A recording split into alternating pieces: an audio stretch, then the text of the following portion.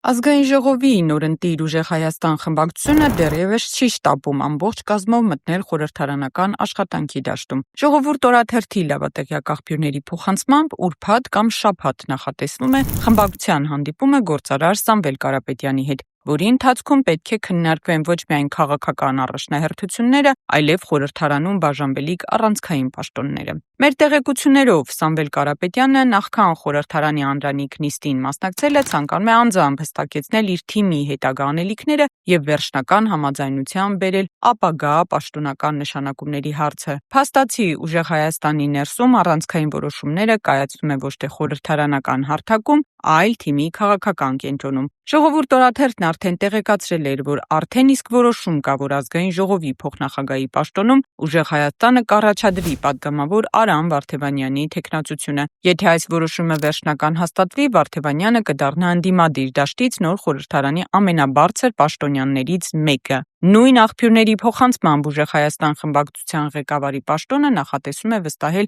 Նարեկ Կարապետյանին։ Խմբակցության քարտուղարի հարցում դեռևս վերջնական որոշում չկա, սակայն այս պահին ամենակննարկվող թեկնածուն падգամավոր Տիգրան Աբրահամյանն է։ Այս բոլոր նշանակումները պետք է վերջնական քննարկվեն Սամվել Կարապետյանի հետ սպասվող հանդիպման ընթացքում, որից հետո միայն խմբակցությունը կմասնակցի օգոստոսի 2-ին կայանալիք ազգային ժողովի անդրանիկ նիստին։ Ժողովուրդ օրաթերթի աղբյուրները փոխանցում են, որ ուժեղ Հայաստանը նպատակ ունի ստանձնել ազգային ժողովի 3 մշտական հանձնաժողովների նախագահների պաշտոնները։ Խոսքը վերաբերվում է արտաքին հարաբերությունների մշտական հանձնաժողովին, որը դիտարկվում է որպես խմբակցության գլխավոր քաղաքական թիրախ պետաիրավական հարցերի մշտական հանձնաժողովին, որի նախագահի պաշտոնում նախատեսում է առաջադրել Դավիթ Խաձինյանին, տարածքային կառավարման, տեղական ինքնակառավարման, գյուղատնտեսության եւ շրջակա միջավայրի պահպանության հարցերի մշտական հանձնաժողովին։ Սակայն այստեղ կա մեկ կարևոր հանգամանք՝ Դոնթի բանաձևով հանձնաժողովների բաշխման գործընթացում առաջին ընտրության իրավունքը պատկանում է իշխող ՔՊ խմբակցությանը։ Սա նշանակում է, որ եթե ՔՊ-ն որոշի վերցնել նշված հանձնաժողովներից որևէ մեկը,